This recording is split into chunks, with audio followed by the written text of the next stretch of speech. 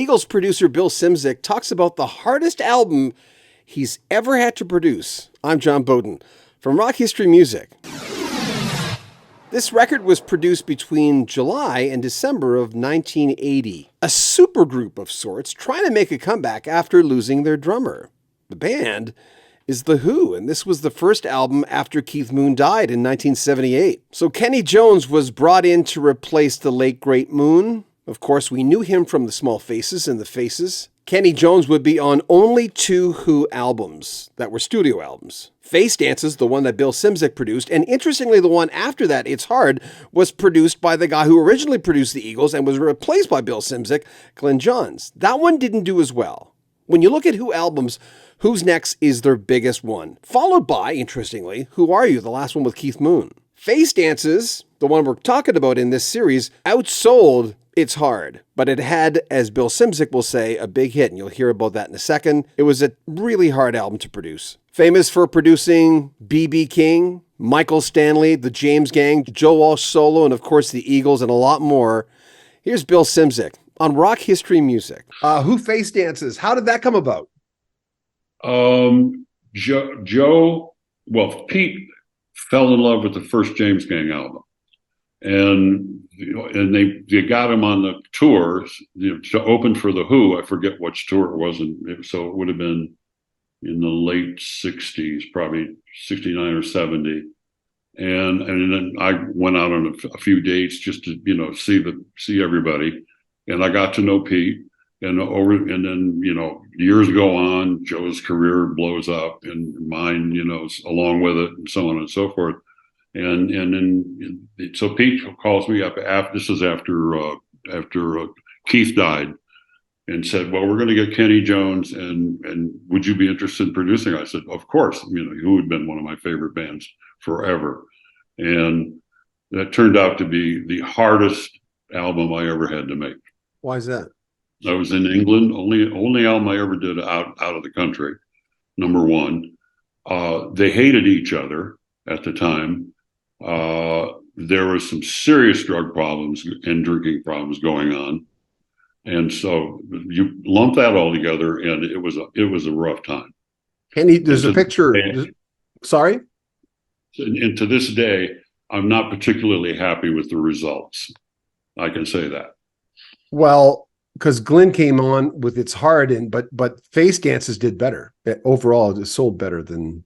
Yeah, well, that's because of You Better You Bet. Thank God.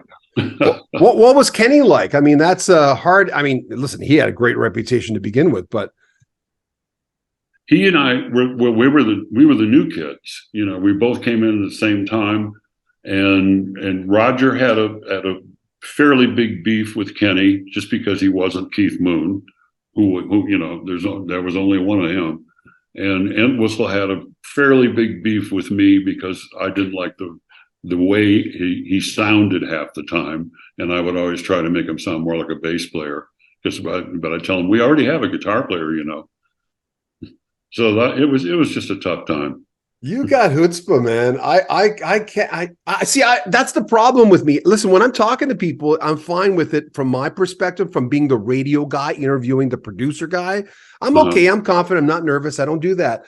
But to be in the room with someone, to be able to do that, and I know that's part of the job. You have to be able to do that. Oh yeah, yeah. If you hear something that you can fix, and somebody doesn't want to know about that. That leads to rubs.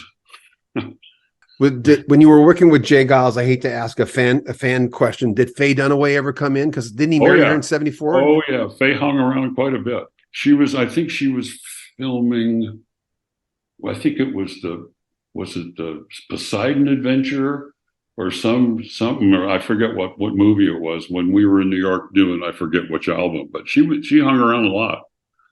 I've got Polaroid pictures of her in a Pandora Productions T-shirt that Pete took. That's crazy. Wonderful stuff. What was she like? What was Peter was to me. Peter looked like a rock star to me. Just before we go back to Faye for a second, sorry to interrupt you. To me, Peter Wolf looked like the American version of Keith Richards. I looked at him and going, he looks like a rock star. He just seems like he lives and breathes it. Am I wrong? No, not at all. that was him. He's the ultimate front man. And Yeah. Faye, back to Faye, she was a sweetheart. She would just hang out in the studio and be one of the guys. It was great. And I know that your son drummed. My son's a drummer too. Yeah. Your son became quite good though, didn't he? Oh, very good. Yes. Yeah.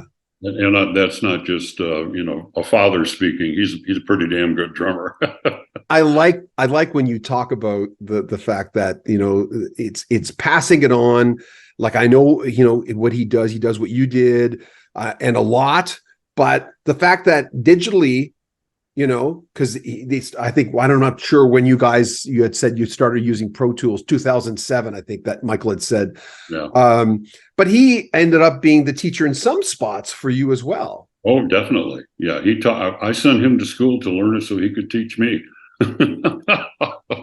See, I tell you, you're smart. You know what's going on. We're going to have a lot more from Bill Szymczyk coming up tomorrow. Every day for the next about a week and a half, we'll have a different clip from Bill. If you're a Patreon member, you'll have access to all the clips early. There'll be links in the description where you can join our Patreon.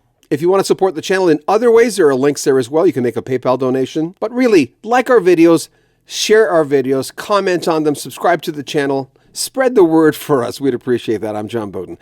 This is Rock History Music.